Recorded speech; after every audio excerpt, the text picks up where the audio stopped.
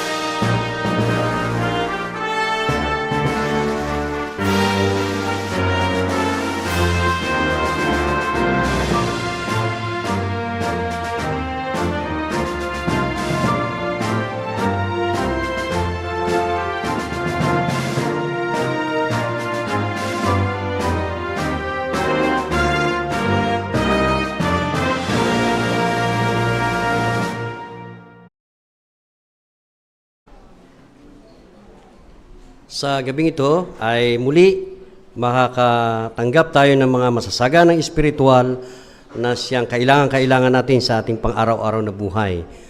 Sasaklawin ang ating pag-uusap ngayon, ating pagtalakay sa aklat na Isaiah 65-66. Sa tatlong bahagi ng ating pagpupulong, mula doon sa kayamanan mula sa salita ng Diyos at susundan ito ng maging mahusay sa ministeryo ng mga may bahagi na inatasan natin at yung huli ay yung pamumuhay bilang Kristiyano.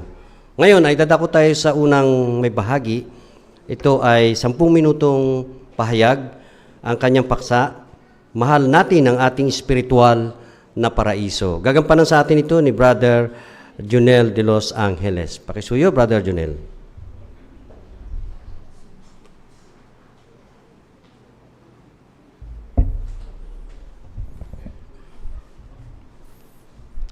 Ang mundong ito ay nababalot ng problema at kaguluhan.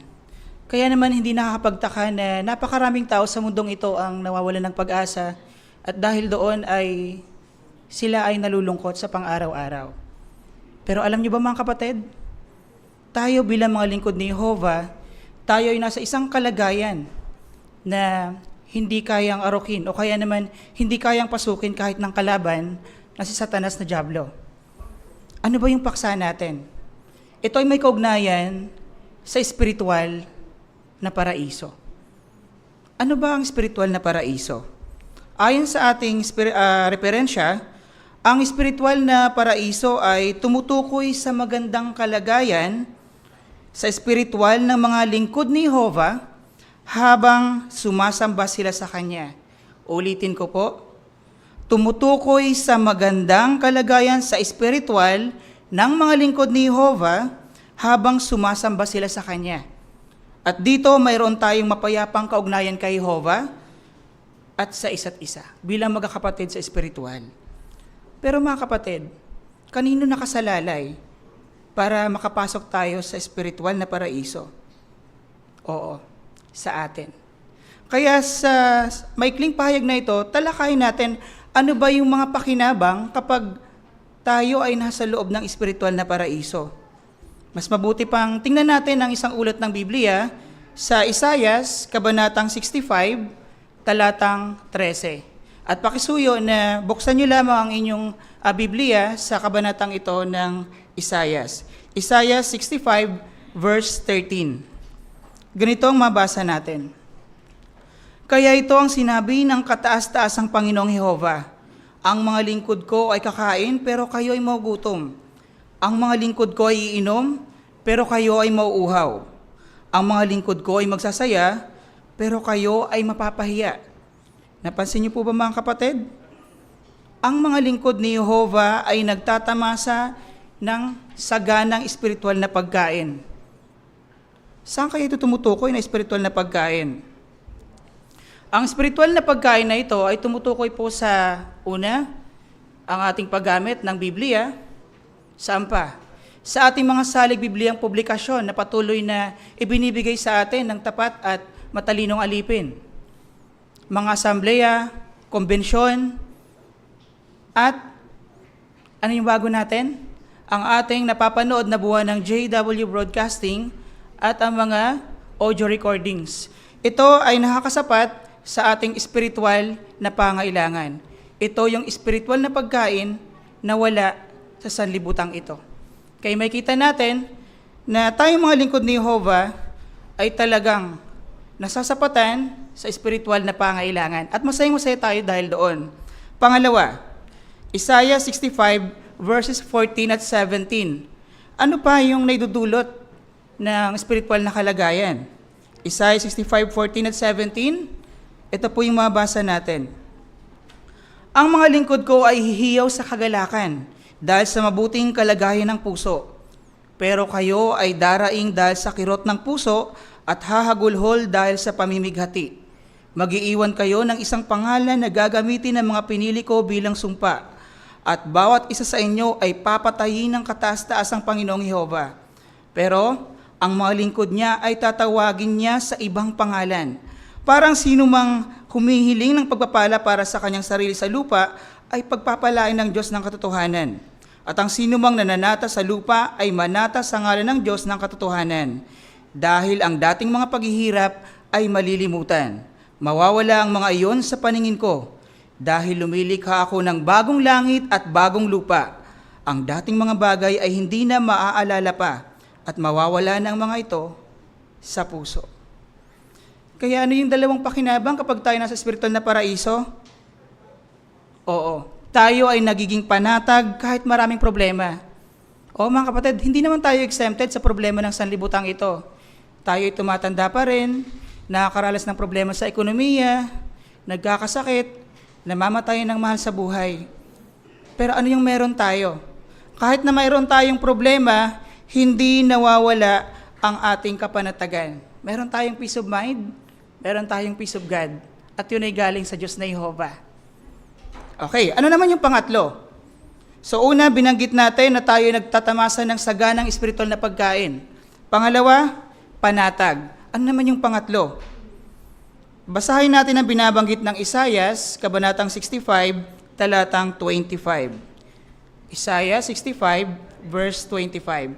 Ito ang sinasabi, mga kapatid. Ang lobo at ang kordero ay manginginaing magkasama. Ang leon ay kakain ng dayami gaya ng toro. At ang kakainin ng ahas ay alabok. Hindi sila mananakit o maninira sa aking buong banal na bundok. Ang sabi ni Jehovah. Baka itanong ng ilan, totoo kaya ito? Ng mga mababangis na hayop ay hindi mananakit? Baka isipin ng iba na parang imposible ito. Posible po ito, mga kapatid.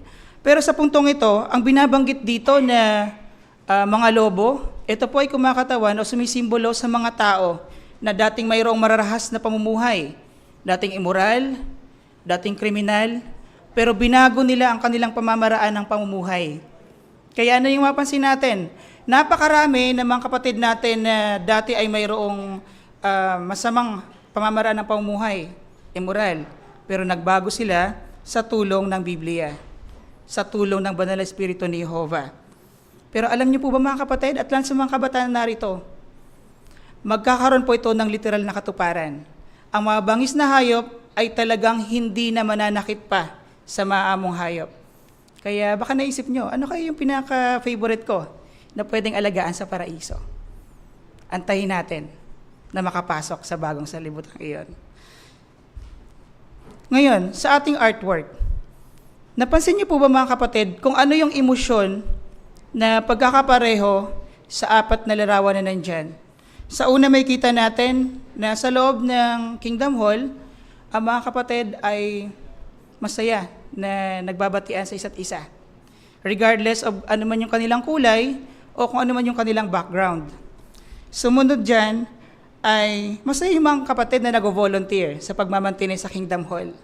Wala po yung bayad.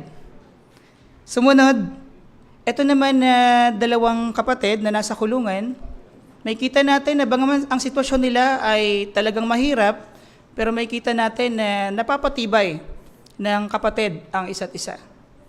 At isa pa, ito naman na mag-asawa na dumalaw sa isang sister na nasa kalagayan na napakahirap. Possible na ito ay nasa isang chemotherapy o kaya naman nakaranas ng isa itong cancer patient. So ano yung may kita natin na emotion sa apat na ito? Ang mga kapatid na ito, may kita natin, sila ay patuloy na nagtataglay ng kagalakan. Masaya sila. Ano man yung kanilang problemang pinagdadaanan. Bakit po ito nangyayari? Dahil silang lahat ay nasa loob ng espiritual na paraiso. So banggitin natin, ano ba yung pakinabang kapag tayo ay nasa loob ng espiritual na paraiso? Tanda natin yung tatlo.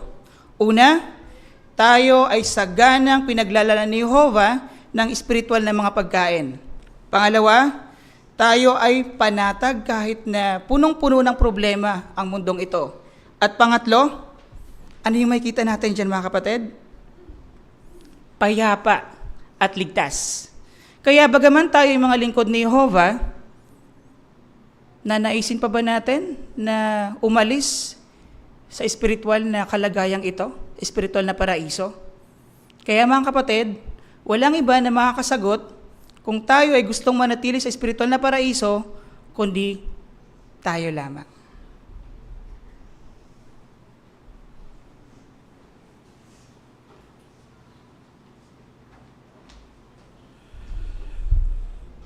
Maraming salamat, Brother Junel, sa inyong nakapagpapatibay na 10 minutong pahayag. May kinalaman sa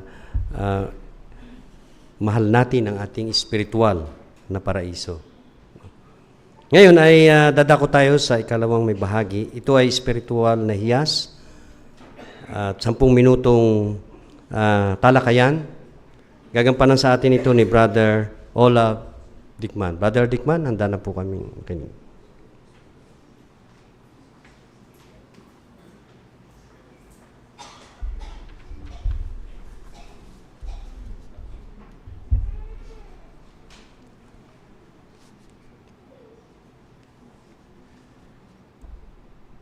Med Maka Kabasa by Isaiah 66, verse 2 and 4.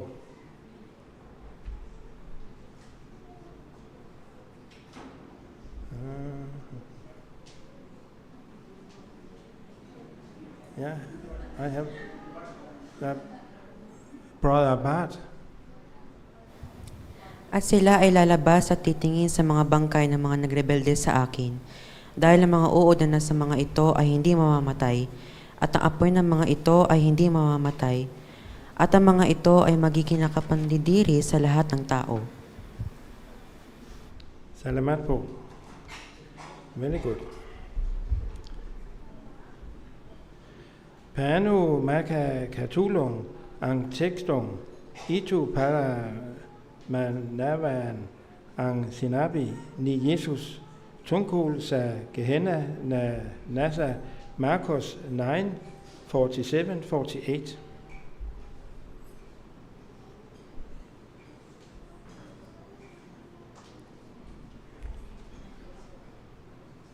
I will take this. Yung Gehenna po ay hindi simbolo ng torture, kundi ng complete destruction o permanenteng paglipol mula sa hatol ng Diyos. Makikita ito sa sinabi ni Jesus na ang Gehenna ay tumutukoy sa pagkawala ng buhay na wala ng pag-asang mabuhay muli. Kaya ginamit niya ito bilang warning para iwasan yung anumang bagay na makakasira sa espiritualidad natin kahit pa kailangan nating putulin or alisin yung figuratively ang maling gawain or ugali. Yung apoy at uod na binanggit ay nagpapakita na magiging ganap at tuloy-tuloy yung destruction hanggang wala nang matira gaya ng garbage at carcasses sa Valley of Hinnom. Salamat po.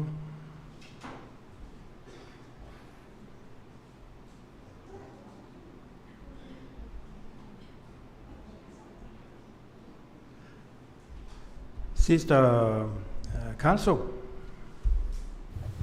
Tama yun.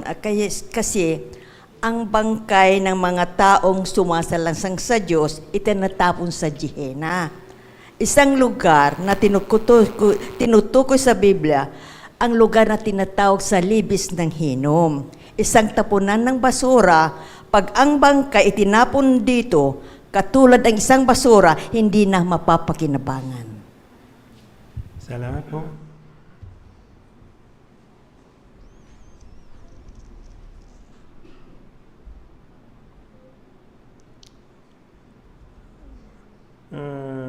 Yeah. Brother Udi Del Monte. Madalas ma-misinterpret ng mga ibang religion at ginagamit ito bilang reference na impyerno kung saan walang hanggang apoy na pagpapahirap. Pero ang totoo, ginamit ito ni Jesus bilang walang hanggang pagkapuksa kung saan hindi nabubuhaying muli yung mga taong hinatulan na ng Diyos na Jehovah. At karagdagan pa, tinutukoy din dito ni Jesus na kung ano man yung spiritual na pagkatisod na pwedeng gawin ng isa, dapat alisin niya iyon. Nang sa gayon, makamit niya yung pagkabuhay muli mula kay Jehovah. Very good. Salamat po.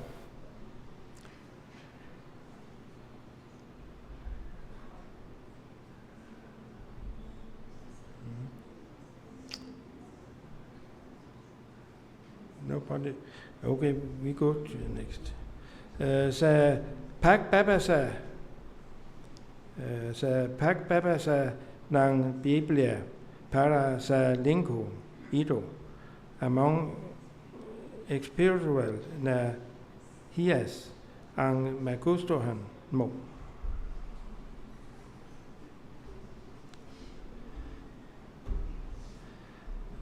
Sister Hirotene.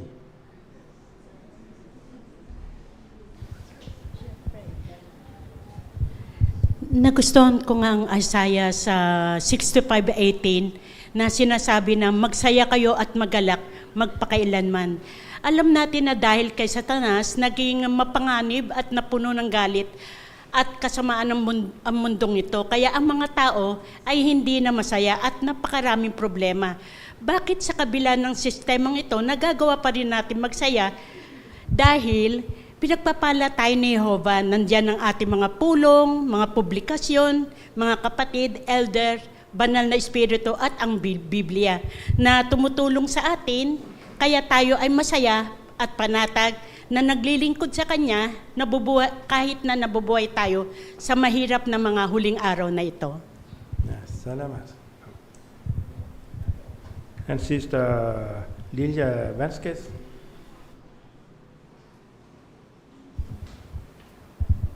Sa Isaiah 65 verse 1, hinahayaan ng Diyos na Jehova na lumapit sa Kanya yung mga taong nagtatamo ng katwiran na resulta ng pananampalataya dahil siya ay Diyos na hindi nagtatangi. Aral para sa akin, lubusan kong gawin ang aking pribilehiyo sa pangangaral na hindi nagtatangi sa mga tao sa teritoryo upang sila rin ay magkaroon ng pananampalataya sa Diyos na Jehova. Salamat po. For Nolan Vasquez. Yeah. Dito po sa Isaiah 65 to, ang sabi na, iniunat ko ang aking mga kamay ng buong araw sa isang sutil na bayan. Yung mga lumalakad na sa daan na hindi mabuti ayon sa kanyang kaisipan. So, pinapakita lamang dito mga kapatid na kahit na ang bayan sutil noon ay hindi tumutugon sa Diyos na Jehova, pero pinapakitaan pa rin sila ng awa. Anong pinapakita nito mga kapatid? Ang Diyos mismo ay maawain, sagana sa tapat na pag-ibig, kaya pinapakita lamang doon na ang Diyos ay pag-ibig. Yeah. Salamat po. And Sister Rose Lipas. Napatibay ako dito sa sinabi ni Jehovah sa Isaiah 65:24. Sabi dito, bago pa sila tumawag, sasagot na ako. Habang nagsasalita pa sila, diringgin ko sila. So pinapakita lang dito na alam ni Jehovah yung pangangailangan natin bago pa natin sabihin to. Kilala na niya tayo ng personal.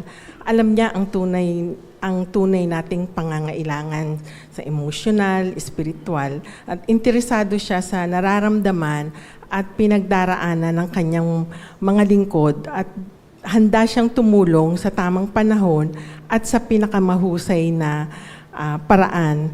Pinapakita rin ng teksto ito, yung katangian ni Jehovah na pagiging sensitive niya. Kaya aral nito sa akin na sikaping tularan din si Jehovah na maging sensitive din sa pangangailangan ng iba, no, sa pamilya, sa kongregasyon, o sa mga kaibigan. Salamat po. Sister Feli McPhail.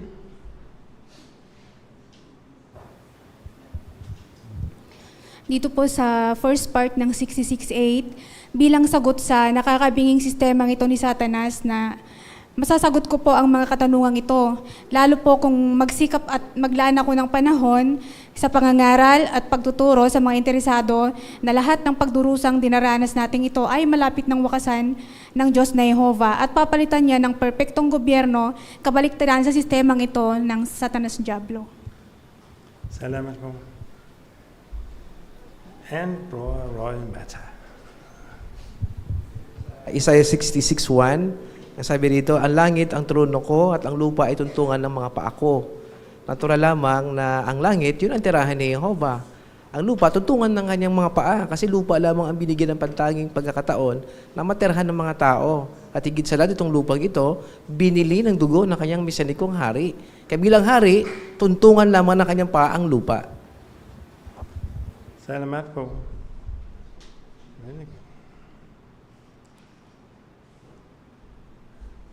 Sister Roy.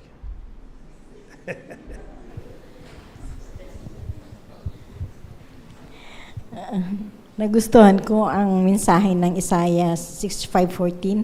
Nagsasabing matutulungan tayo ng espiritual na paraiso na maging kalmado kahit na marami tayong alalahanin. Aalisin ng Diyos na Jehova ang lahat ng problema natin at hindi na natin maalala pa pagdating ng panahon.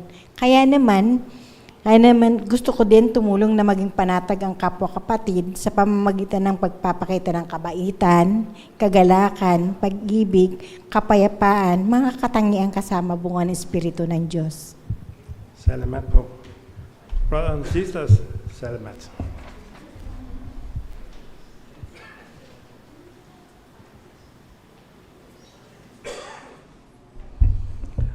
Maraming salamat, Brother Dickman, sa inyong maliwanag na talakayan sa ating spiritual na hiyas. at sa inyong mahusay na pagkakahanda, pagtalakay. Ngayon, dadako tayo sa unang may bahagi sa ating estudyante. Ito ay pagbabasa ng Biblia. Babasahin niya sa atin yung Isayas, Kabanatang 65, talatang 17 hanggang 25. Gagampanan sa atin ito ni Brother Erwin Francisco. Brother Francisco, handa na po kaming makinig.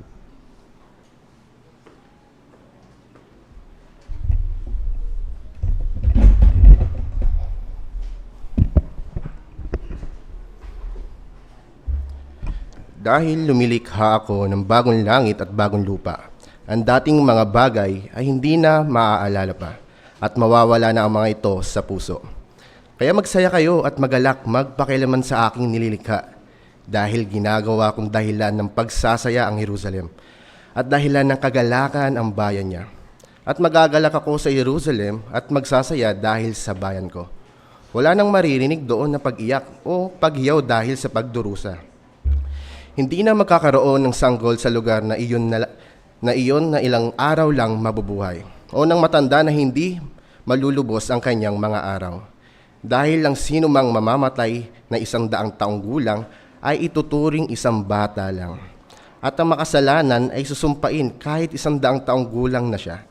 Magtatayo sila ng mga bahay at titira sa mga iyon at magtatanim sila ng ubas at kakainin ang mga bunga nito.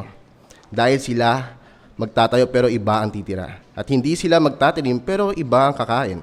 Dahil ang mga araw ng bayan ko ay magiging gaya ng mga araw ng isang puno. At lubusan silang masisiyahan sa mga gawa ng kanilang mga kamay. Hindi sila mapapagod ng walang saysay. At hindi sila magsisilang ng mga anak na magdurusa. Dahil sila at ang mga inapo nila ang mga supling na pinagpala ni Jehovah. Bago pa sila tumawag ay sasagot ako. Habang nagsasalita pa sila ay diringgin ko na sila. Ang lobo at ang kordero ay manginginaing magkasama. Ang leon ay kakain ng dayami gaya ng toro. At ang kakainin ng ahas ay alabok. Hindi sila mananakit o maninira sa aking buong banal na bundok. Ang sabi ni Jehovah.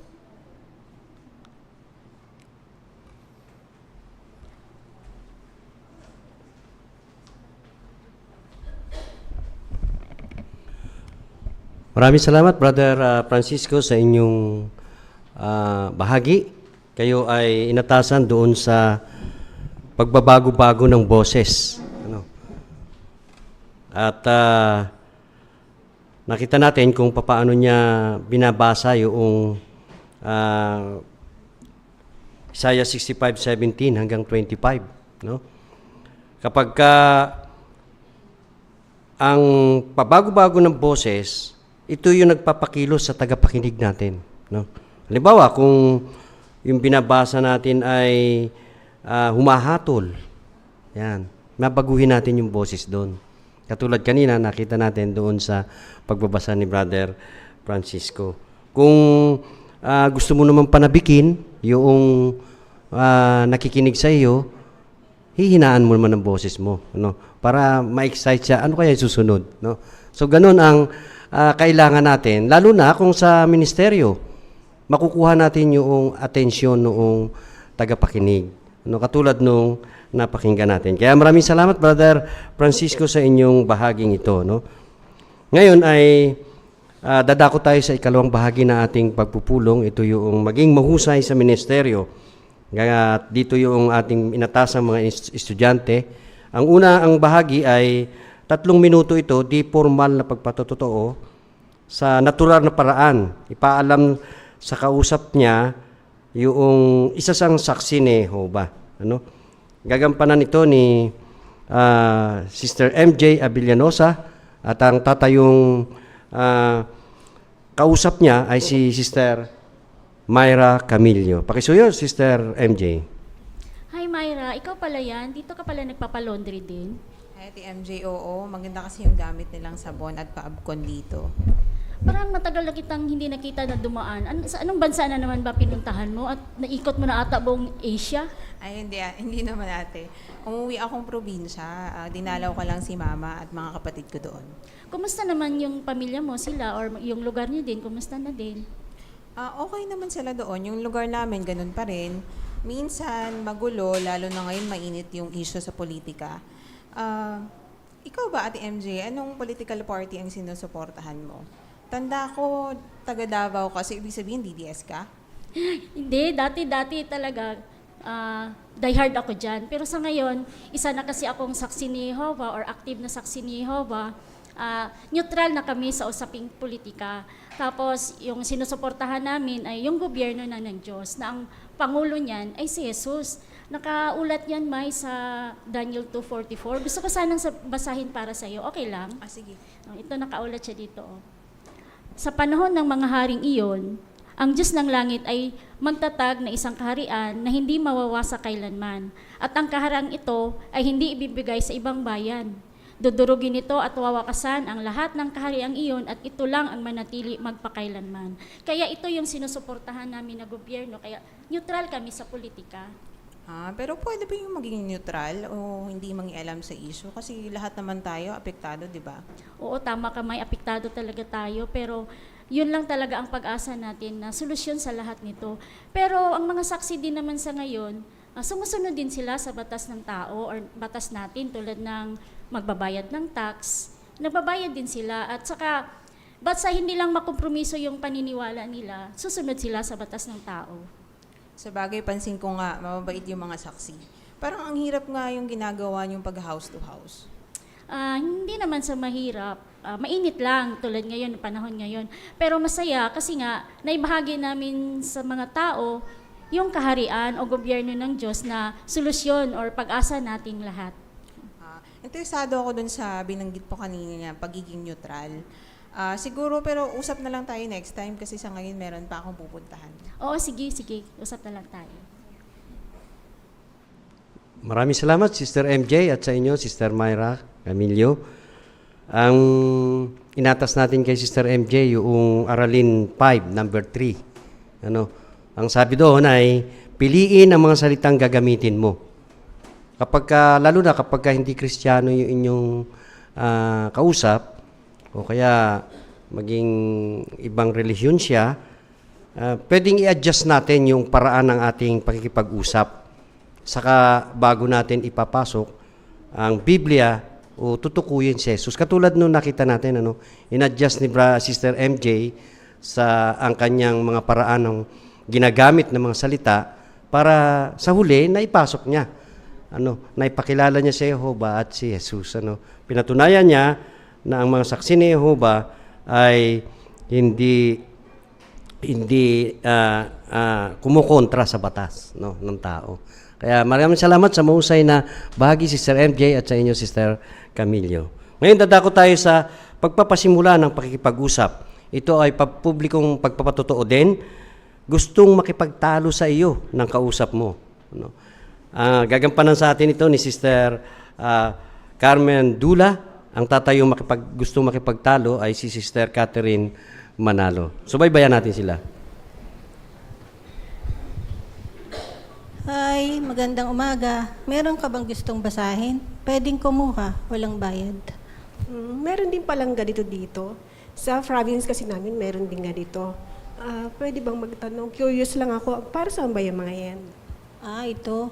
Mga Bible-based literature sila. Salig Biblia ng mga impormasyon ang mababasa mo dyan. Hindi kasi ako naniniwala sa Biblia eh. Pwede mo bang sabihin kung bakit hindi ka naniniwala sa Biblia? Di ba tao lang ang may gawa niyan? Kaya alam ko hindi din maaasahan.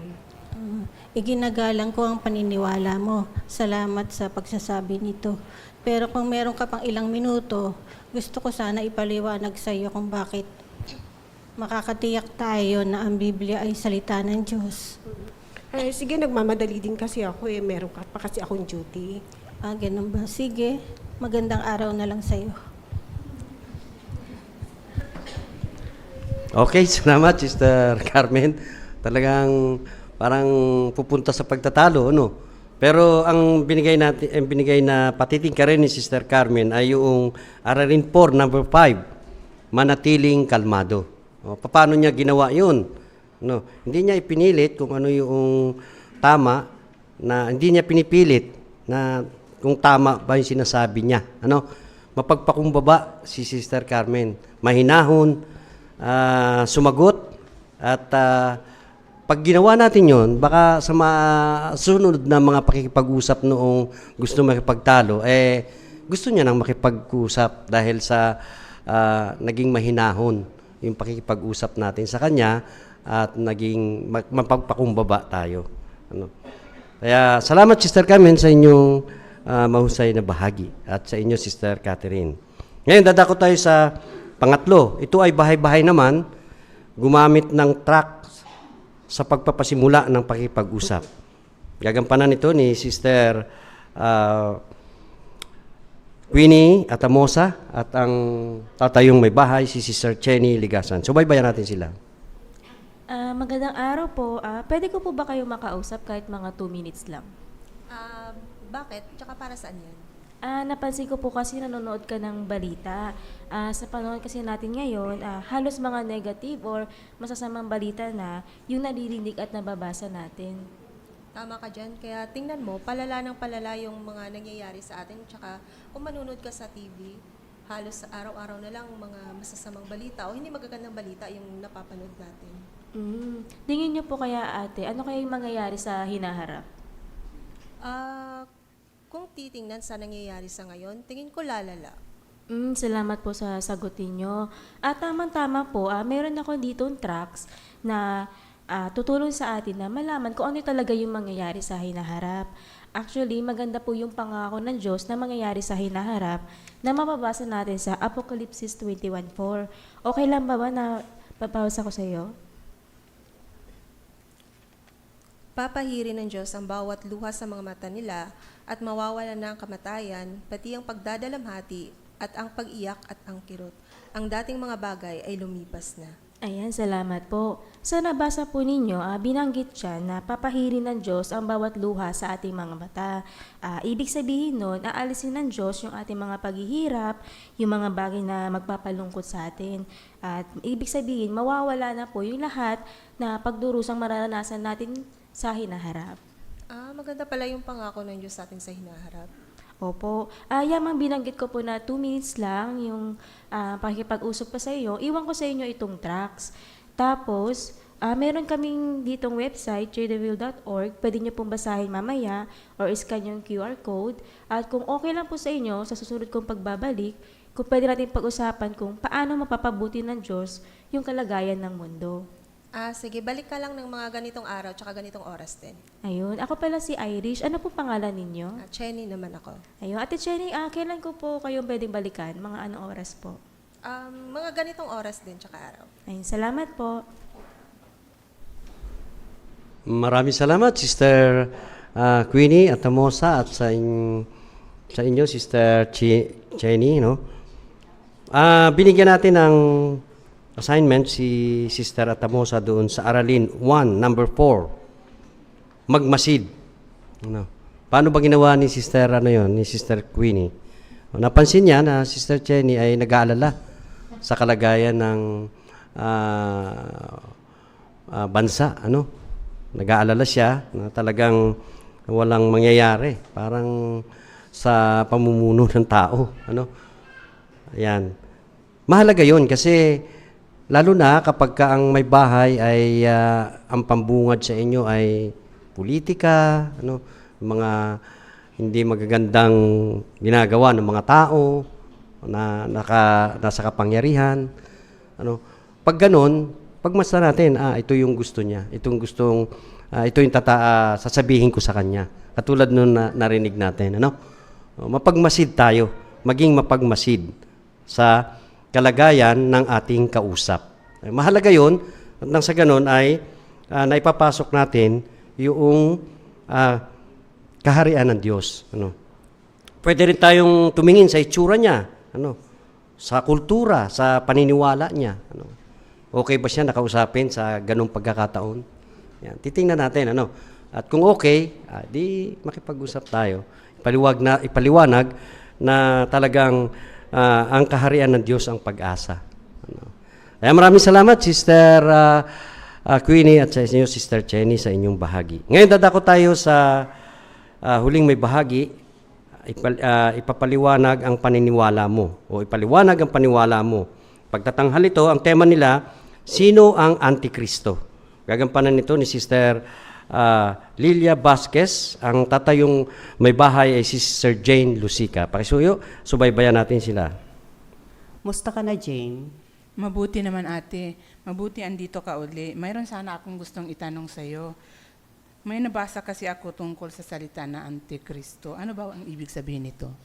Kung tatanungin kita, Jane, ano ba yung pagkaunawa mo doon sa salitang anti? Hindi ba ibig sabihin laban ka or against ka?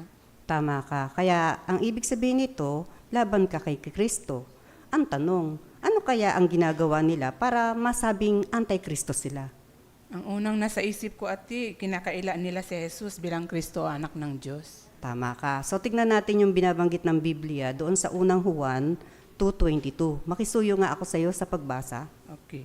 Sino ang sinungaling, kundi ang nagkakaila na si Jesus ang Kristo? Ito ang anti-Kristo, ang nagkakaila sa Ama at sa Anak. Yan. Salamat sa pagbasa mo ha. Bukod dyan, ano pa kaya ang ginagawa nila? Dahil laban sila kay Jesus, siguradong nilalabanan din nila ang mga tagasunod ni Kristo. Kaya hindi ka dapat magtaka kung bakit pinag-uusig din nila yung mga nananampalataya kay Jesus. Pero alam mo ba, meron pang mas malala. Basahin natin yung binanggit ng 2 Korinto 11:13. Makisuyo uli ako sa iyo sa pagbasa. Dahil ang gayong mga tao ay huwad na mga apostol, mapanlinlang na manggagawa na magkukunwaring mga apostol ni Kristo. Nagkukunwaring silang Kristiyano pero gumagawa naman pala ng masama. Correct ka dyan. Sa palagay mo, noon lang kaya nila ginagawa yan? Sa palagay ko, hindi. Hanggang sa ngayon, pero paano natin makilala na Antikristo sila na tulad pala sila ng mga Kristiyano din? Maganda yan tanong mo, no? Alam mo ba, noon meron silang maling idea tungkol kay Jesus. Halimbawa, naniniwala sila na si Jesus ang Diyos na makapangyarihan sa lahat. Pero salungat yan doon sa sinasabi ng Biblia na nakaulat naman doon sa Juan 14:28 na ang Ama ay mas dakila kaysa sa Kanya. Kaya hindi si Jesus ang Diyos. Gayon din, pinatawag din nila si Jesus na Panginoon. Pero hindi naman nila sinusunod yung utos ni Jesus. Halimbawa, yung pangangaral ng mabuting balita ng kaharian. Gaya nga ng binabanggit ng Mateo 28:19 and 20. Sabi doon, humayo ka at gumawa ka ng mga alagad sa pamamagitan ng pangangaral. Ngayon, naging mas malinaw na ba sa iyo ang ibig sabihin ng Antikristo?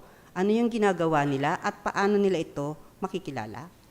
Oo ate, salamat. At least ngayon, alam ko na kung sino ang Antikristo. Sa sunod ate, kapag may nabasa ako uli, na hindi ko maidawan, pwede bang itanong ko uli sa'yo? Okay lang yan, Jane. Ibig sabihin talaga, lumalawak na yung kaunawaan mo, pati na yung iyong pananampalataya sa Diyos na Jehova at ganon din sa kanyang anak na si Jesucristo. Sige ate, salamat. Maraming salamat, Sister Lilia at Sister Jane, sa inyong bahagi. At si Sister Lilia, inatasan natin na patingkarin niya yung Aralin 17. Binanggit dito yung madaling maintindihan. Ano? At doon sa kung paano gagawin yun, sabi rito, gumamit ng ipaliwanag yung mahalagang punto sa maikling parirala o pangungusap. Ano ba yung pangungusap na ginamit niya? Sabi niya, patanong, sa tingin mo, Jane, ano ang ibig sabihin ng anti? Nakita natin, pinaliwanag niya yun, at sa simpleng salita, hindi komplikado, napakasimple at naintindihan ng kausap niya. Kung gagamit tayo ng mga pangungusap, mga termino na di pamilyar, kung gagamit tayo nun, ipaliwanag natin kung ano ibig sabihin nun. Mahalaga yun kapag tayo ay nakikipag-usap tungkol sa kaharian ng Diyos. Kaya maraming salamat, Sister Lilia, sa inyong mahusay na bahagi at sa inyo, Sister Jane. At dito nagtatapos ang ating pangalawang pagpupulong sa gabing ito, yung maging mahusay sa ministeryo. Maraming salamat sa lahat ng gumanap ng mahusay na kanilang bahagi. Ngayon, dadako tayo sa ikatlo, yung huling bahagi ng ating pagpupulong, pamumuhay bilang Kristiyano. Pero bago yan, tayo ay umawit muna sa awit bilang 80. tikman at tingnan ang kabutihan ni Jehovah. Hello ito sa 34, Kabanatang Awit 34:8. Kung angkop sa inyo, awitin natin ito ng masigla na nakatayo at sundan natin ang himig ng ating musika.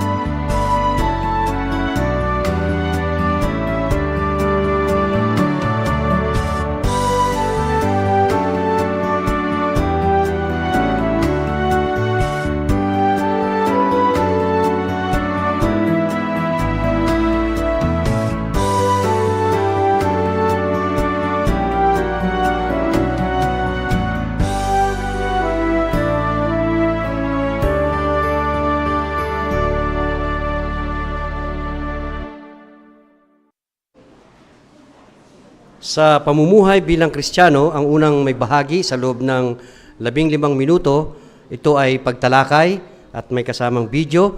Gagampanan sa atin ni Brother Roy Mata.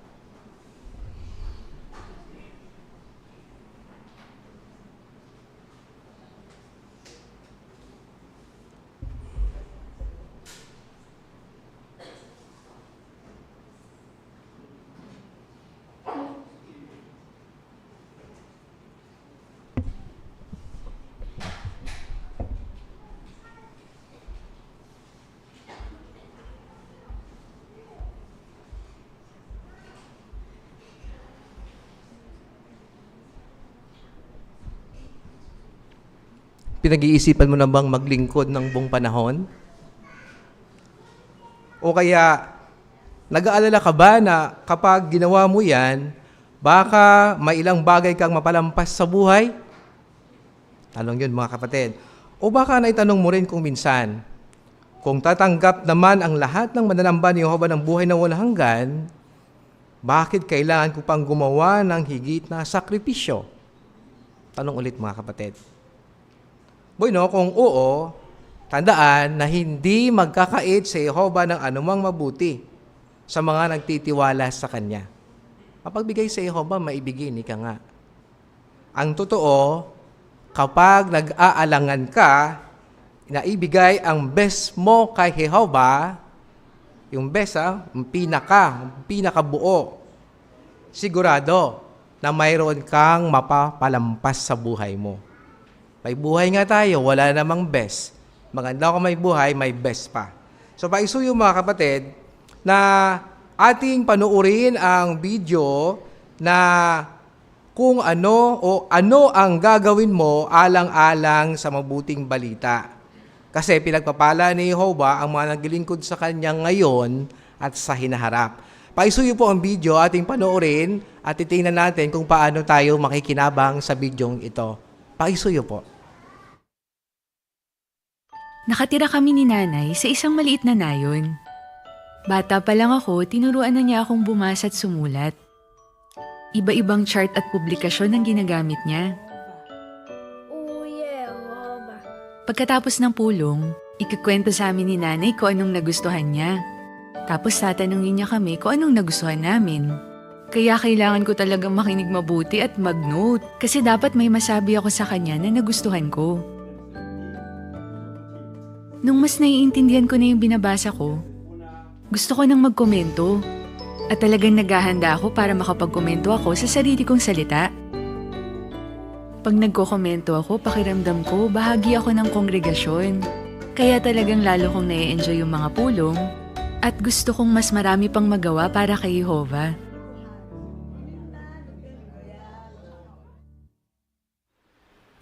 Gaya ng ibang kabataan, gustong-gusto ko ring mag-text.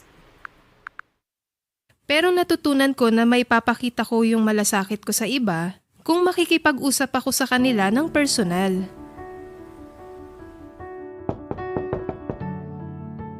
Dahil sinikap kong gawin yon, nag-improve talaga yung paraan ng pakikipag-usap ko. Bukod doon, dahil sa training na binibigay ng organisasyon, nakahanap ako ng trabaho na susuporta sa pioneering ko. May isang mag-asawa, sabi nila mag-tutor daw ako sa anak nila. Sabi ko sa kanila, wala po akong background sa pag-tutor, pero natuto po akong magturo sa mga pulong naming mga saksi ni Jehovah. Sabi nila, alam mo, gusto namin yung paraan mo ng pagsasalita. Kung gusto mo, bukas, pwede ka na mag-tutor sa anak namin. Taga-Germany ako, pinanganak ako sa Coburg. Dumadalo naman ako sa mga pulong, lumalabas sa larangan. Pero hindi ako masaya. Dahil masyado akong nakapokus sa nararamdaman ko. Hirap akong magpakita ng personal na interes sa iba.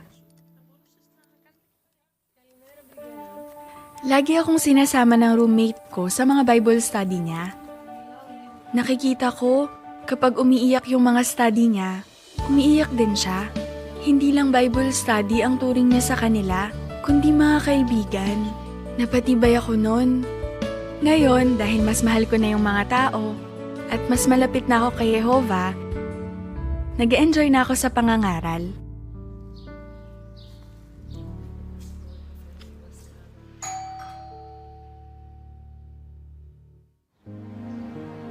Pagsasakang kabuhayan ng pamilya namin.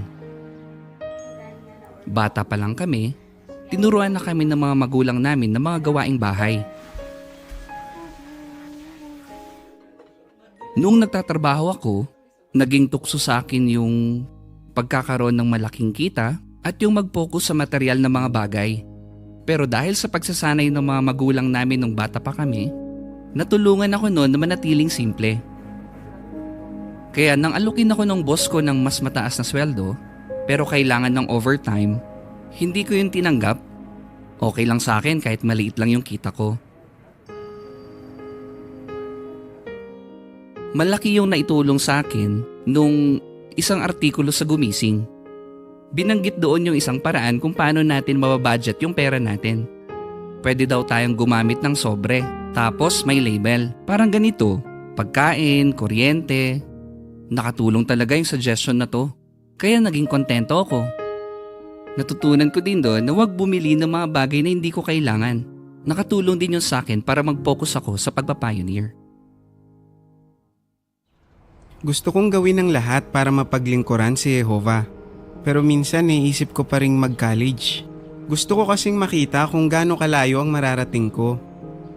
Imbis na magpadala ako sa nararamdaman ko, na-realize ko dapat pag-isipan ko muna yung gagawin ko. Naalala ko yung halimbawa ni Pablo. Mataas ang pinag-aralan niya. Mayaman siya, sikat, at maganda yung katayuan niya. Pero para sa kanya, basura lang ang lahat ng yon. Kaya kung ganun ang naramdaman ni Pablo, siguradong basura din anumang makukuha ko.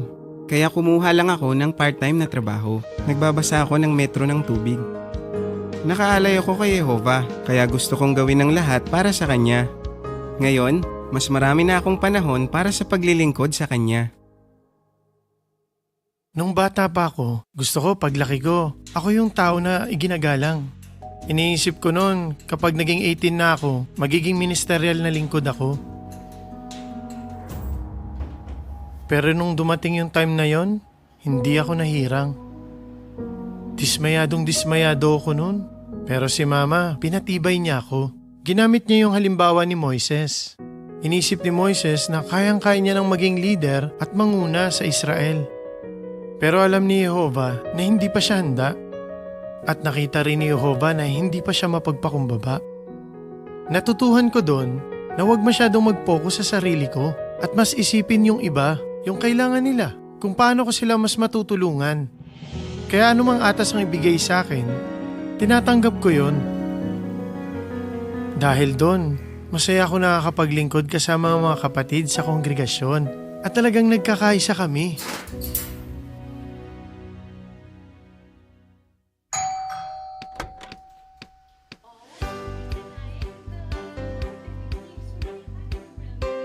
Nung 23 ako, nag-pioneer ako. Pagkatapos natawag ako sa SKE, naatasan ako maging missionary sa Albania. Naging pioneer ako. Ngayon, translator ako sa isang remote translation office.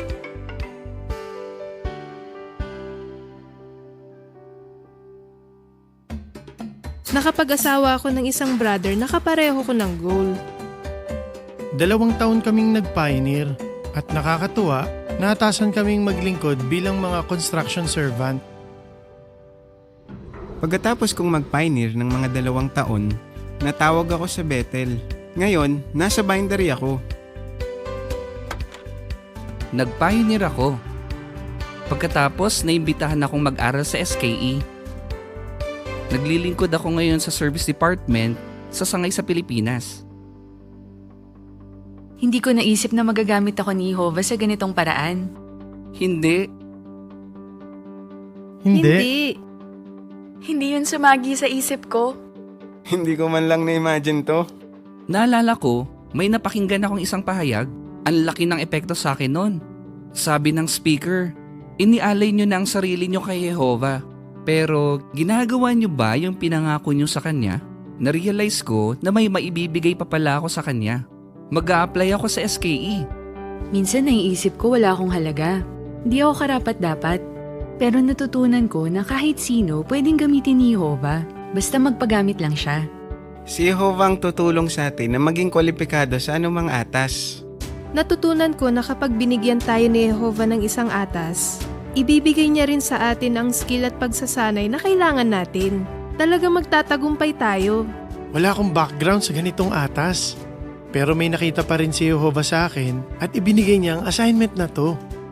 Sobra-sobra talaga yung pasasalamat ko kay Jehovah. Talagang isang pagpapala ang atas na to.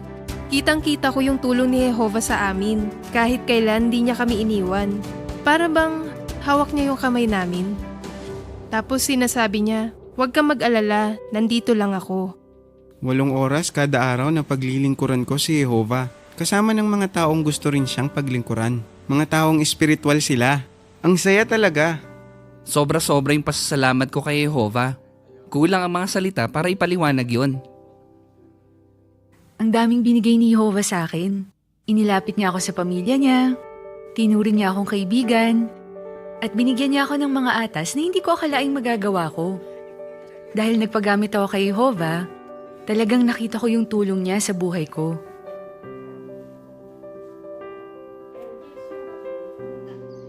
Pagising ko, si Jehovah na agad ang nasa isip ko. Maghahanda ako sa ministeryo, tapos lalabas ako sa larangan kasama ng mga kapatid. Doon mag-uusap kami tungkol kay Jehovah. Iniisip namin kung paano namin matutulungan yung iba na mapalapit sa Kanya.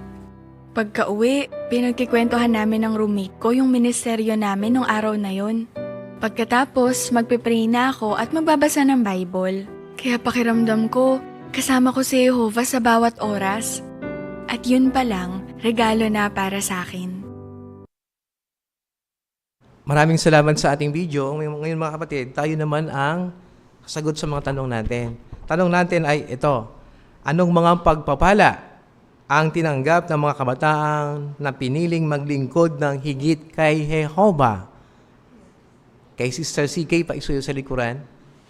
Unang-una yung naging pagkapala, yung malapit na relasyon nila kay Jehovah ay talagang napakalapit talaga at ganun din, dahil sa higit na sakripisyo ang ginawa nila, higit din na pagkapala ang nakuha nila, gaya kung ano yung goal nila, nakuha nila yon sa tulong ni Jehovah. Yan, kaibigan ni Jehovah. Sister Calso po, sa likuran, paisuyo po. Habang kabataan, magpagamit tayo sa ating Diyos na Jehovah dahil alam niya ang pinakamabuting paraan para sa mga kabataan, katulad sa karanasan sa video. Sabi ng isang brother sa Pilipinas, nagtatrabaho siya bilang service desk, hindi mawala sa kanyang isipan ang binanggit ng isang speaker mula nang ialay natin sa kanyang ang ating sarili. Ginagawa ba niya ang pinangako niya sa ating Diyos na Jehovah? Kaya ito ang makakatulong sa atin. Ayan, maraming salamat. Okay, ano pa mga pagpapala, mga kapatid? Meron pa ba tayong naalala? Baka wala tayong nampala. Ano mga kapatid? Kay brother magpili, paisuyo.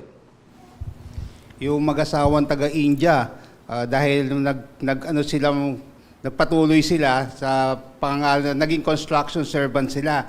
Yung kapatid naman sa Japan, bagamat yung trabaho niya dati, taga-meter reader, ngayon nandun na siya sa Bethel sa Japan, ang trabaho niya sa bindery. Ayan, isa yun sa mga pagpapala, mga kapatid. Ano pa? Kay Sister Arjuna Gasel sa harapan, paisuyo. Lahat po sila ay hindi nila in-expect yung pribilehiyo na meron sila ngayon. Pero nakita natin na dahil nagpagamit sila at nagpalawak sila ng kanilang tunguhin, naabot nila yung ganong atas. Totoo yun para sa kanila yung Malakias 3:10 na binuksan ni Jehovah yung pintuan ng langit para pagpalain sila. Ayan. Alam kong marami tayong nakikita mga pagpapala doon. Kay Brother Villavicencio, paisuyo. Naalala ko nung mag-PSS si Sister Tess nung nakaraan. Pandemic yun. Pero nandun din ako sa bahay. Pero hindi ko na-appreciate yun. Yung PSS nila. Pero nung mangyari, nung mag-PSS na ako, napakarami palang matututunan natin doon. Kaya isang pagpapala rin yun sa akin. Kaya hinihimok namin yung iba na mga kapatid na pumasok din sa ganoong paglilingkod. Kasi doon sa Malakias 3:10, kung susubukin ninyo si Jehovah, talagang pagpapalain kayo ng Diyos na Jehovah. Ayan, maraming salamat sa inyo na magpatibay ng komento. Kaya ang tanong mga kapatid ganito, paano kung wala na tayo sa kalagayan na maglingkod bilang buong panahong na paglilingkuran? Anong gagawin natin? Bueno, kung ginagawa naman natin ang lahat sa abot ng ating makakaya, sigurado na pagpapalain din tayo ni Jehovah. Tulad na nabanggit na, patuloy pa rin na pagpapalain ni Jehovah yung mga naglilingkod sa Kanya nang walang pagkukulang. Kaya paisuyo mga kapatid, sa Jehovah nakahanda palagi.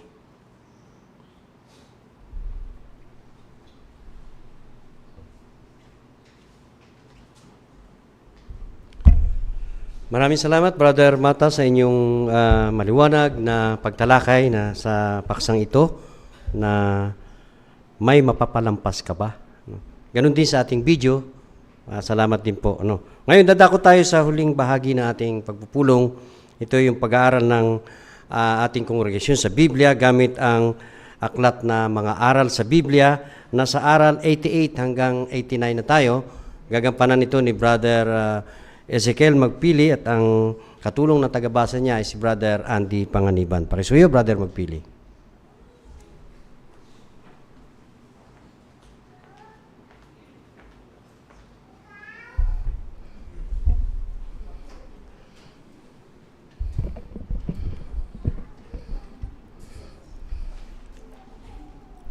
Okay, magandang gabi ulit sa inyo mga kapatid. Nasa CBS na tayo, dalawang aral ang tatalakayin natin. Aral 88 at 89. Umpisahan natin dito sa 88, inaresto si Jesus. Tutulungan tayo ni Brother Andy Panganiban sa pagbasa. Asuyo, Brother Andy. Dumaan si Jesus at ang mga apostol sa lambak ng Kidron papunta sa bundok ng mga Olibo. Pasado 12:00 na ng gabi noon at kabilugan ng buwan. Pagdating nila sa hardin ng Getsemani, sinabi ni Jesus sa mga apostol, "Dito lang kayo, patuloy kayong magbantay." Lumayo pa ng kaunti si Jesus at lumuhod. Dahil nahihirapan ang kalooban niya, nanalangin siya kay Jehovah. "Mangyari nawa ang iyong kalooban." Pagkatapos, nagpadala si Jehovah ng anghel para palakasin si Jesus. Pagbalik ni Jesus sa mga apostol, nakita niyang natutulog ang tatlo. Sinabi niya, "Gumising kayo. Hindi ito oras para matulog. Oras na para ibigay ako sa kamay ng mga kaaway ko." Maya-maya, dumating si Judas at ang mga kasama niya na may dalang mga espada at pamalo. Alam niya kung saan makikita si Jesus kasi lagi silang pumupunta sa harding iyon. Sinabi ni Judas sa mga sundalo na ituturo niya sa kanila si Jesus. Lumapit siya kay Jesus at sinabi, "Magandang gabi, Guro," at hinalkan ito. Sinabi ni Jesus, "Judas, tinatraidor mo ba ako sa isang halik?" Hinarap ni Jesus ang mga kasama ni Judas at tinanong, "Sinong hinahanap niyo?"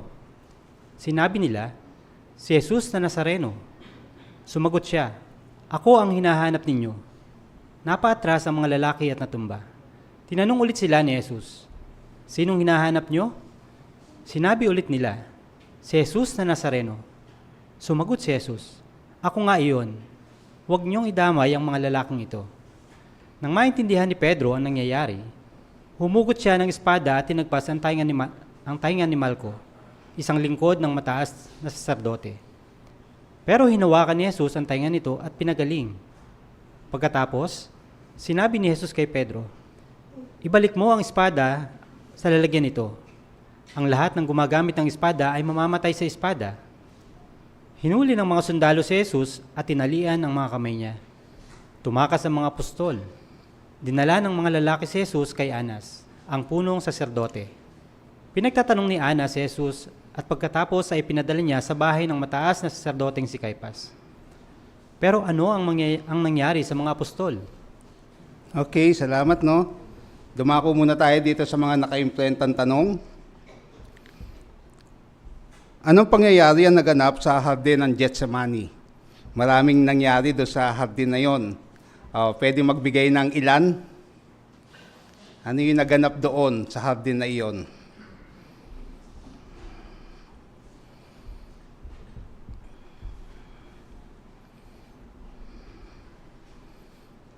Pangunahin na ang ating Panginoon Jesus, anong ginawa niya doon sa hardin ng Getsemani.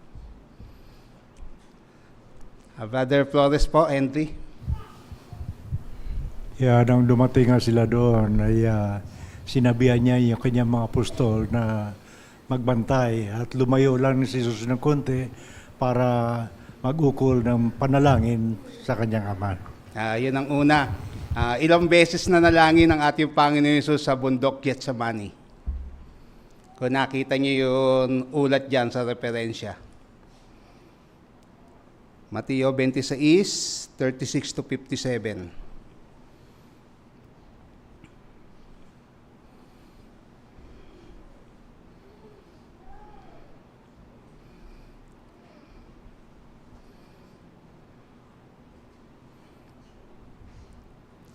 Ilang beses siya nanalangin.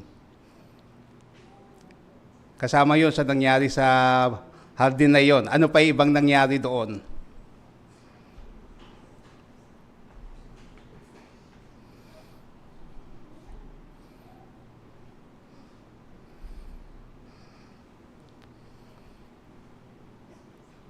Si Brother Vince, Daulong sa gilid.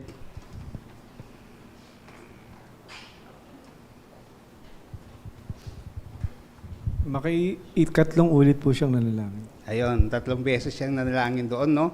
O pagkatapos nun, ano na nangyari ulit? Doon sa bundok pa rin na iyon, sa hardin pa rin ng Getsemani. Marami mga nangyari doon eh. O, ilan na yung mga naibigay nyo. Meron pa talagang sukdulan na nangyari doon. Ano iyon?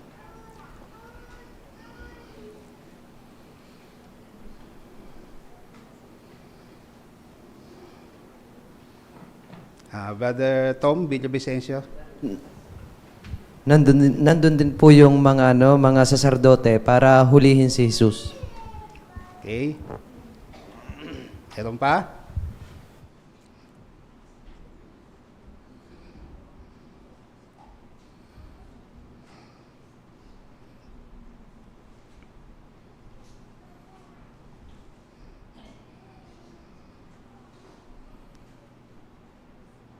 Ah, si Brother Mata. Habang si Jesus ay hirap na manalangin, masama pang kanyang pakiramdam, alam niya na malapit na siyang mamatay, nadatnan niya muli itong mga alagad niya, natulog pa rin. Pero kalaunan pero bago yun, pinatibay muna siya ng anghel. At doon nakita talaga na Jesus na mahina talaga itong mga alagad niya. Ayan. Okay, dakuan natin itong ikalawang bahagi ng tanong. Ano ang natutuhan mo sa ginawa ni Jesus noong gabing iyon?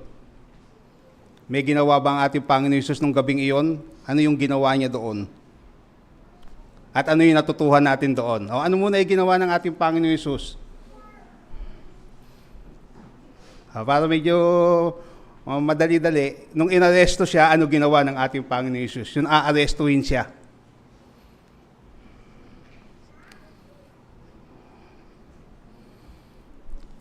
Sige po, Sister Calso po.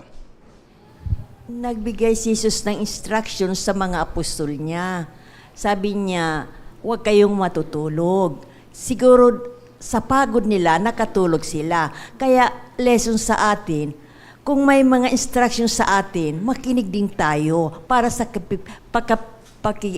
beneficial doon sa na-instruct sa atin at sa ating din sarili. Isa po yun. Okay, si Sister Libres po. Natutunan ko kay Jesus noong bago siya dakpin, no, kahit alam niyang malapit na siyang mamatay, magdusa at mamatay, nanatili pa rin siyang mahinahon. At gayon din, inisip pa rin niya yung kapakanan ng iba kahit naghihirap siya. Pinalakas niya yung mga apostol niya. At yun nga, inaalala pa rin niya ang mga apostol niya. Ayun, okay. Husay, no? Si Brother Odi Benmonte. Natutunan po kay Jesus nung naunawaan na ni Pedro yung situation. Gusto niyang subukang protektahan si Jesus sa pamamagitan nga po ng espada. Pero agad siyang tinuwid ni Jesus. Kaya pinapakita dito na yung layunin ni Jehovah para ma-solve yung mga problema. Hindi violence yung kailangan para ma-solve yung issue. Kaya bilang mga Kristiyano, nagtitiwala po tayo sa paraan ni Jehovah, hindi po sa sariling paraan o lakas ng tao. Okay, salamat, no? O ano matututuhan natin doon sa katangian ng ating Panginoon Jesus nung gabing iyon? Ano yung napansin niyo sa katangian niya nung aarestuhin na siya? Merong gusto magdiin ng dalawang katangian na pinakita niya doon. Brother Calso po. Si Jesus malakas ang loob, saka kalmado, kahit ano inuuli na siya, kalmado pa rin siya. Ayun, no? Ang husay nung ginawa ni ating Panginoon, si Sister Maglangit po. Pinakita din po ni Jesus yung complete trust niya at obedience kay Jehovah, na kahit alam niyang mahihirapan siya at haharapin niya yung ganong sitwasyon. Ayan. Husay, no? Meron pa?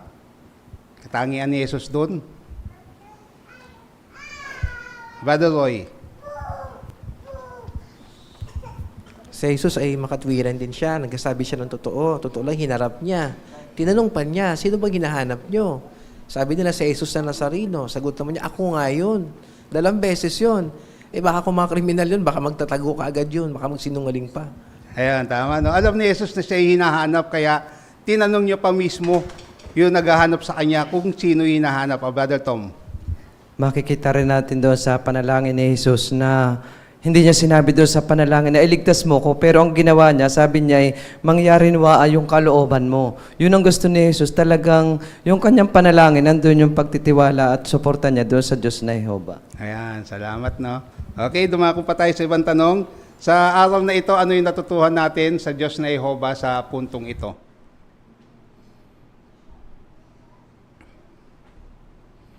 Sister CK. Kontrolado ni Jehovah God, ano man yung mangyayari sa anak niyang si Jesus Christ na napapaharap sa kamatayan. At ganun din, yung binanggit nga sa John 16:33, naging proud din yung anak niya kasi nadaig niya ito. Ibig sabihin, kahit hindi maganda yung mangyayari sa kanya, ay hindi siya nawala yung katapatan niya kay Jehovah hanggang sa huling hininga niya. Ayan, salamat, no? Okay. O yung natutuhan natin sa aral na ito, paano natin magagamit ito, mapapakita ito sa ating pamilya, sa kongregasyon at sa ministeryo. Doon sa tatlong iyon, sa aral na ito, paano natin maipapakita ito doon. Sister Vasquez po, Lilia.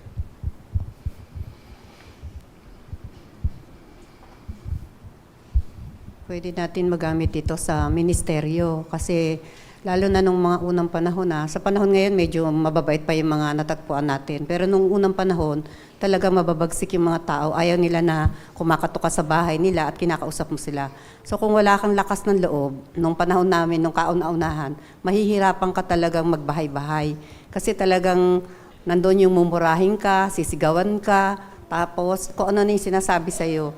Pero dito, kailangan natin ng lakas na loob katulad ni Jesus.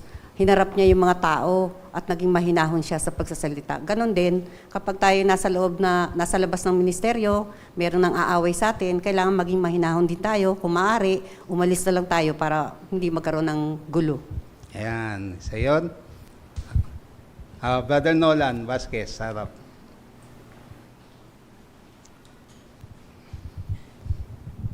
Ako naman yung natutunan ko sa Panginoon Hesus yung siyempre nahihirapan na rin ang kalooban niya ng panahon na yon.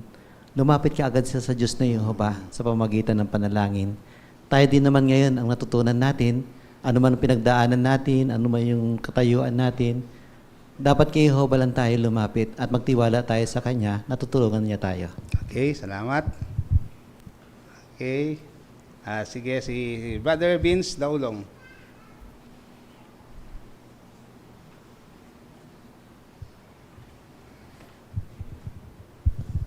Napakaganda po ng ehemplo dito ni Jesus, no? Gaya ng binabanggit sa 56. Lahat ng ginagawa niya para matupad yung isinulat. Kasi katulad na paraan, tayong mga saksi ay parte ng magiging history. Tinutupad natin ang lahat para sa katuparan ng isinulat, yung pamahagi ng mabuting balita. Ayun. Amat, no? Okay, Brother Mata. Si Jesus hindi takot sa tao. Takot siya kay Jehovah na hindi magawa ang kalooban niya. Kaya naman, nagawa niya yung sanlibutan na daig niya. Pero kung takot sa tao, hindi magampanan ni Jesus sa ministeryo niya. Ganon din tayo. Kapag katakot tayo kay Jehovah na hindi siya mapalugdan, makakayanan din natin itong sanlibutan ito ni Satanas. Ayan, salamat. Okay, Sister Calso po, Ampi. Kung may mga instructions sa atin ang mga elder, sumunod tayo. Kasi para yung sa kapakinabangan natin. Kung ano man yun, sila nang nakakaalam. Basta sumunod tayo. Ayan. Meron pa? Sige, Brother Odi. Natutunan ko nga po kay Jesus, yung pagpapakita nga po niya ng pagpipigil sa sarili ay hindi pala pagpapakita ng kahinaan, kundi kasi may kakayahan naman po siyang iwasan yung pag-aresto sa kanya, pero mas pinili niyang sundin kung ano ba yung kalooban ni Jehovah. Kaya kahanga-hanga yung ginawa ni Jesus na pagpipigil sa sarili, sa halip na physical siyang lumaban. Kaya totoo po na minsan mas mahirap talagang maging kalmado kumpara sa lumaban tayo ng physical. Kaya mas magandang tularan si Jesus kapag nasa ganung sitwasyon din tayo. Ayan, salamat, no? Hindi tayo humahawak ng mga sandata, ng baril. Paano nating maipupunto ito doon sa pangangaralan natin? Yung teksto dito. Sister CK. Ipakita natin na bilang isang mabuting mamamayan ay hindi nakukuha o hindi ito nakikita sa paghawak ng sandata bilang proteksyon. Yung pagtitiwala kay Jehovah ang talagang tutulong sa atin upang mapanatili natin yung composure natin bilang lingkod kay Jehovah. At ganun din, biblical kasi ito, magandang ipaliwanag talaga natin ito sa ating kausap. Kaya dapat paghusayan talaga natin kung paano natin ito i-explain sa kanila kasi machitsyempohan talaga tayo ng mga taong hindi nasa-satisfy sa sagot natin. Kaya dapat natin itong i-research ng maayos at simple nating ipaliwanag sa kanila mula sa Bible. Okay, maraming salamat po. Dito tayo sa aral 89, hindi inamin ni Pedro na kilala niya si Jesus. Noong kasama ni Jesus ang mga apostol sa isang kwarto bago siya arestuhin, sinabi niya sa kanila, iiwan niyo akong lahat ngayong gabi. Sinabi ni Pedro, ako hindi. Kahit iwan ka nilang lahat, hindi kita iiwan. Pero sinabi ni Jesus kay Pedro, bago tumilawak ang tandang, 3 beses mong sasabing, hindi mo ako kilala. Nang dalhin ng mga sundalo si Jesus sa bahay ni Caiphas, tumakas ang karamihan sa mga apostol. Pero dalawa sa kanila ang sumunod. Isa dito si Pedro. Pumunta siya sa bakuran ng bahay ni Caiphas at nagpainit sa tabi ng apoy. Namukhahan ng isang babaeng tagapaglingkod si Pedro at sinabi, kilala kita, kasama ka ni Jesus. Sinabi ni Pedro, hindi. Hindi ko alam ang sinasabi mo. Pumunta si Pedro sa may pinto. Pero nakita siya ng isa pang babaeng tagapaglingkod at sinabi nito sa mga tao, kasama siya ni Jesus. Sinabi ni Pedro, hindi ko nga kilala si Jesus. Sinabi ng isang lalaki, kasama ka niya. Kasi ang pagsasalita mo, halatang taga-Galilea ka, gaya ni Jesus. Pero sumumpa si Pedro, hindi ko siya kilala. Biglang tumilawak ang tandang. Nakita ni Pedro na tumingin sa kanya si Jesus. Naalala niya, sinabi ni Jesus, kaya lumabas siya at umiyak ng umiyak. Samantala, nagtipon ang Sanhedrin para litisin si Jesus sa bahay ni Caiphas. Bago pa man ang paglilitis, may desisyon na silang patayin si Jesus. At ngayon ay naghahanap sila ng dahilan para gawin iyon. Pero wala silang makita. Bandang huli, tinanong ni Caiphas si Jesus, ikaw ba ang anak ng Diyos? Sumagot si Jesus, oo. Sinabi ni Caiphas, hindi na natin kailangan ng anumang ebidensya. Paglapastangan ito sa Diyos. Nagkaisa ang korte. Dapat mamatay ang taong ito. Sinampal nila si Jesus, dinuraan, nilagyan ng piring ang mga mata at sinuntok. Sinabi nila, kung propeta ka, hulaan mo kung sinong sumuntok sa iyo. Pagsikat ng araw, dinala nila si Jesus sa Sanhedrin at tinanong siya ulit, ikaw ba ang anak ng Diyos? Sumagot si Jesus, kayo mismo ang nagsasabi niyan. Sinabi nilang nagkasala siya ng paglapastangan sa Diyos at dinala niya siya sa palasyo ni Poncio Pilato, ang Romanong gobernador. Ano ang nangyari pagkatapos nito? Okay, salamat Brother Andy Panganiban sa pagtulong sa amin sa pagbasa ng 2 aralin. Unang bahagi ng tanong, anong pangyayari ang naganap sa bakuran ng bahay ni Caiphas? Doon sa bakuran ng bahay ni Caiphas. Ito yung naaresto ng ating Panginoon Hesus. Ano yung nangyari doon? Si Jehani? Okay. Pumunta po siya sa bakuran. Nakilala po siya ng isang babae. Tinanggi niya po ng 3 beses si Jesus. Ayan, nangyari, no? Si Pedro. Pero bago nangyari yun, ano ba yung tahasan sinabi ni Pedro sa ating Panginoon Hesus? Kaya makita natin matapang na tao talaga si Pedro, no? Si Roy Mata, Brother Roy. Sabi ni Jesus, sandali na lamang ang panahon at iiwan niyo akong lahat. Pero sagot ni Pedro, hindi kita iiwan. Ayun, atapang tao, no? Pero nung hinuli ng ating Panginoon Jesus, may mga nakakilala sa Kanya, dininay niya ang ating Panginoon Jesus. Ilang beses niya dininay ang ating Panginoon Jesus? At paano nalaman ni Pedro na yung sinabi ng ating Panginoon Jesus ay nagkatotoo sa Kanya? Ano yung hudyat nun na talagang totoo yung sinabi ng ating Panginoon Jesus?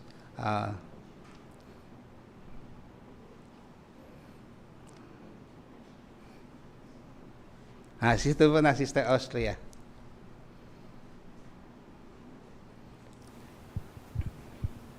Yun nga po, pagtilaok ng tandang, yun yung hudyat na nagsasabi na dininay siya ni Pedro. Ayan. Okay? 3 beses, no? Pagka dinay niya ng 3 beses, biglang tumilaok yung tandang. Kaya naalala niya yung sinabi ng ating Panginoon Jesus. Brother Tom. Kung titingnan natin, hindi naman si Pedro duwag. Kasi noong arestuhin, yung mga alagad tumakas. Pero nung ginawa niya, makikita natin, sumunod siya. Yun nga lang, naging overconfident siya sa sarili niya. Ayan. Okay. Okay, bahagi ng tanong pa.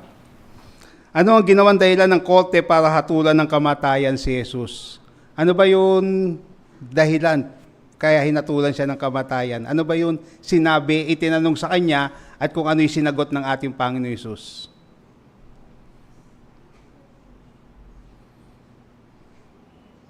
Sister Vasquez. Lilia. Pinakita kasi dito na hindi pa nag-start yung paglilitis. Meron ng hatol. Ang hatol sa kanya, papatayin siya. Ngayon, nung nagharap na sila, wala silang makita talagang ebidensya para doon sa hatol na yon. Kaya nakaisip itong si Caiphas. Sabi niya, ikaw ba yung anak ng Diyos? Hindi naman ikinailan ni Jesus yun. Sabi niya, oo. Yun na yung naging hatol sa kanya. Okay. Anong hatol yun? Anong kaso yun? Yung binato sa kanya? Brother Calzo po. Blasphemy, kasi nasa Biblia yun. Mosaic law na hindi dapat i-blaspheme ang Diyos na Jehovah. Basta Tagalog nun. O yung blasphemy. So, yung kasalanan mabigat yun, kaya ang parusa doon talaga, kamatayan. Kaya nung sinabi niya yun, hindi na kailangan ng witness. Kasi siya na mismo nagsabi na talagang nagkasala siya ng blasphemous sa Diyos na Jehovah. Totoo bang namusong ang ating Panginoon? Hindi naman siya talaga nagkasala ng ganoon. Kasi totoo naman siya sabi niya. Ayan, no? Kaya sabi natin, hindi pa mumusong yung ginawa ng ating Panginoon Hesus. No? Talagang inamin niya na siya yung anak ng Diyos. No? Kaya yung mga, bagaman kahit sabihin ni Jesus yun, alam na nila kung ano ihahatol kay Jesus eh. Hindi niya man sabihin yun. Meron ng hatol agad eh. Gaya yung nangyayari sa mga kapatid natin sa Russia, di ba? Yung mga kinukulong doon, may hatol na eh. Ayan, tinutularan nila yung ginawa sa ating Panginoon Hesus ng mga otoridad sa Russia. Okay? Sa puntong ito, ano yung natutuhan natin sa Diyos na Jehovah, may kinalaman sa aral na ito.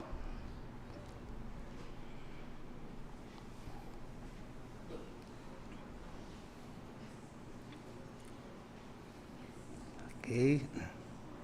Sister Libres po. Ang isang natutunan ko dito tungkol sa katangian ni Jehovah na hindi lang siya nagpapatawad sa isang tunay na nagsisisi, kundi binibigyan pa niya ng pribilehyo tulad nga kung si Pedro na bagamat kinailan niya si Jesus nung magsisi siyang lubos, binigyan siya ng pribilehyo na binigay sa kanya yung susi ng kaharian. Isang pribilehyo ito na ginamit si Pedro para buksan nga yung daan tungo sa kaharian para sa iba't ibang grupo ng tao. Una nga sa mga Hudyo, nung Pentecost 33 CE, 3,000 Hudyo ang nabautismohan. At ikalawa doon sa mga Samaritano, katlo doon sa mga Hintil na si Cornelio at yung sambahayan niya, naging unang Hintil na naging Kristiyano. Kaya ganyan din si Jehovah sa atin sa ngayon, na kahit nagkakamali tayo, pero kung nagsisi naman tayo, bibigyan pa rin niya tayo ng pribilehyo. Ayan, sa iyo, no? Paano natin nakita na napakabait ng ating Panginoon Hesus kay Pedro? Ano yun naaalala natin? Ginawa ng ating Panginoon Hesus kay Apostol Pedro. Brother Roy Mata. Kumbaga si Pedro parang traidor siya kay Jesus eh. Kasi makan mo, ikinailan niya. Kung sa taong mangyayari yun, baka pag nakawala yung kanyang Panginoon, baka anong gagawin sa kanya. Pero si Jesus hindi ganoon eh. May maaring maituring ni Jesus yun na rebellion sa kanya. Pero hindi ginawa ni Jesus yun. Mas nababasa niyang puso ni Pedro. Ayan, nabasa niya. Okay? Brother Odi. Kaya alam po kasi ni Jesus kung ano yung alam po kasi ni Jesus yung kahinaan bago pa mangyari ito. Kaya halimbawa po yung nangyari kay Pedro, alam po ni Jesus na kakaila talaga siya ni Pedro, pero hindi ibig sabihin nun na hinatulan na siya, kundi nauunawaan ni Jesus tsaka ni Jehovah yung kahinaan po ng tao. Kaya nakakaliw isipin po na naintindihan po ni Jehovah yung mga limitasyon natin.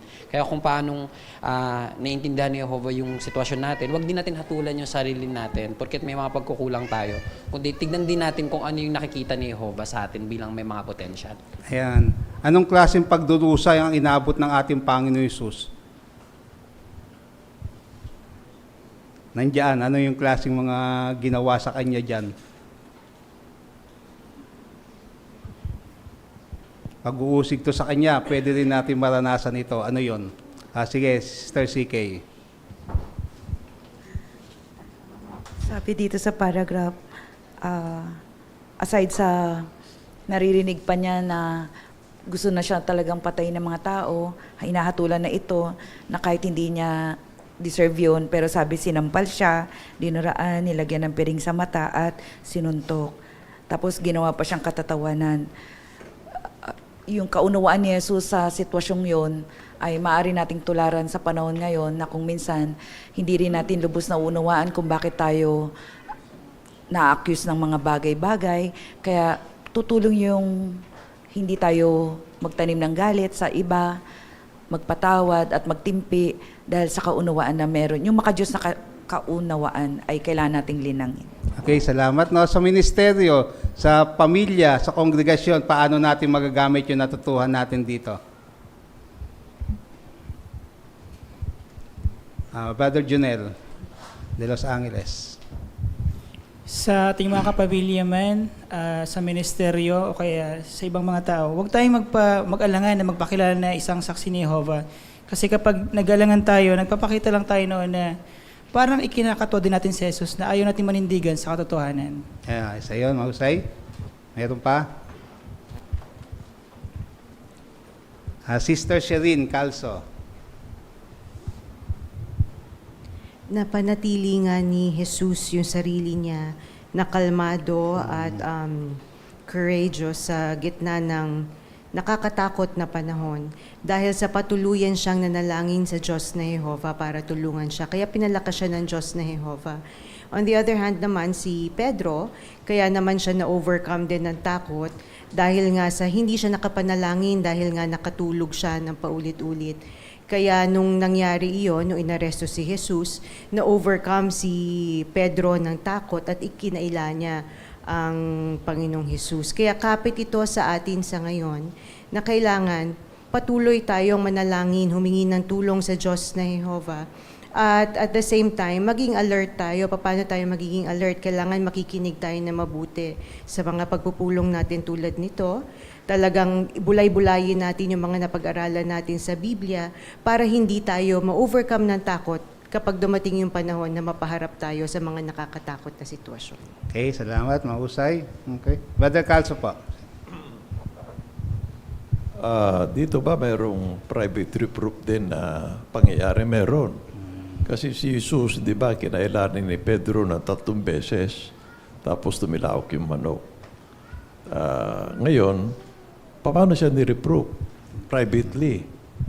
Doon sa Lucas 22:61, nung nasa second floor of Jesus Christ, si Pedro naman nasa ground, nagkatitigan sila, tinitigan siya ni Jesus. Yun ang private reproof sa kanya. Kaya humaguluhol siya, pero napakabilis din ang pagbigay ng pribileyo kasi pagkatapos mamatay ni Jesus after 3 days, binuhay siya. Ang pinuntahan niya si Pedro binigyan niya kagad ng pribileyo. 3 susi, binigay sa kanya yung pribileyo na yun para sa mga Hudyo, Hintil, Samaritano at sa mga Hintil. So, ibig sabihin, yun ang pinakamaikling reproof na binanggit ng Biblia. Ayan, okay. Isang maikling komento, Brother Roy Mata. Kawalang katarungan na nangyari kay Jesus. Pero gumanti ba siya kaagad? Hindi. Kay Jehovah niya pinagkatiwala ang lahat at si Jehovah ang gumanti doon sa lahat ng yon. Okay. Maraming salamat sa inyo mga kapatid sa mahuhusay ninyong mga komento.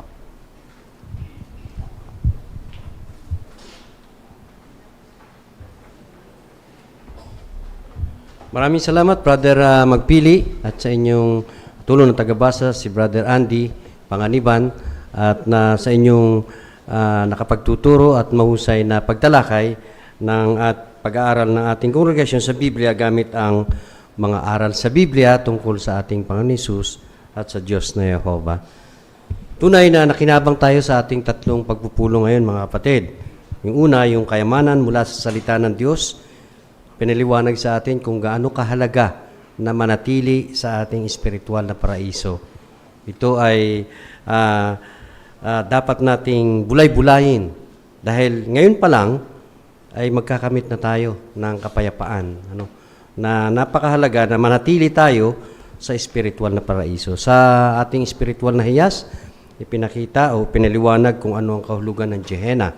At doon sa mga may bahagi, nagampanan nila kung paano natin gagamitin ito sa ating ministeryo. At doon sa pamumuhay bilang Kristiyano, tayo ay, kung ibinibigay natin ang ating best kay Jehovah, maging kabataan o adulto man, may mapapalampas tayo. Pero, hindi tayo pababayaan ni Jehovah. Magiging sapat, at sabi nga doon sa Malakias 3:10, naaapaw pa ang ating sisidlan, sabi. Bigay natin kay Jehovah at siya ang magpapala sa atin. Sa pag-aaral ng Congregation sa Aklat, nakita natin yung katangian ng ating Panginoon Hesus, lalo-lalo na ang Diyos na Jehovah. Dito sa ating tatlong bahagi ng pagpupulong, meron ba kayong nais na nagustuhan at mabulay-bulay nyo sa inyong mga tahanan? Sister Vasquez?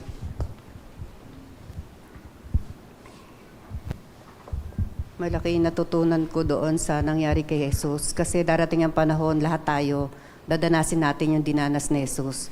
Pero katulad ng sinabi ng mga komento kanina, pwede tayong manalangin, humingi tayo ng tulong sa Diyos na Jehovah.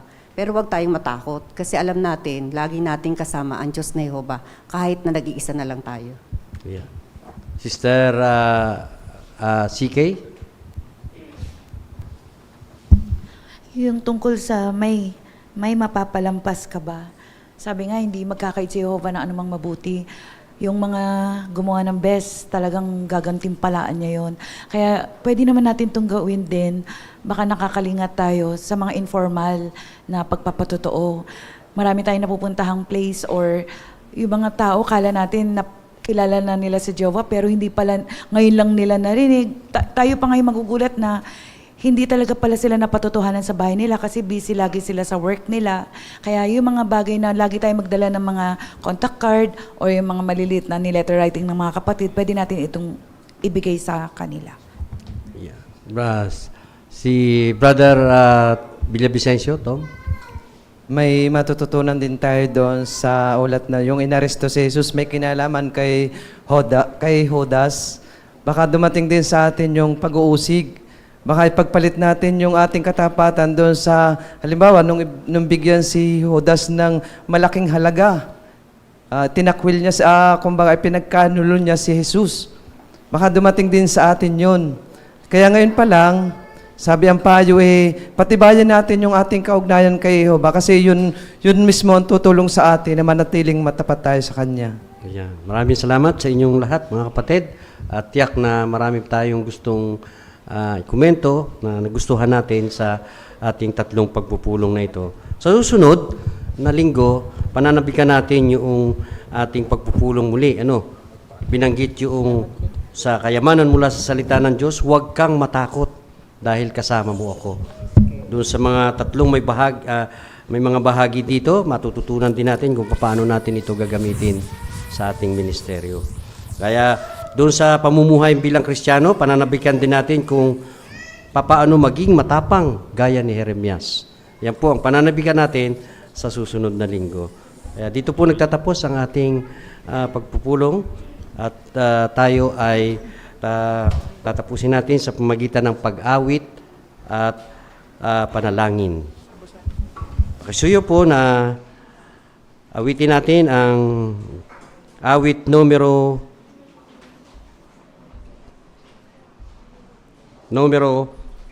55 na may pamagat. Ang pamagat ay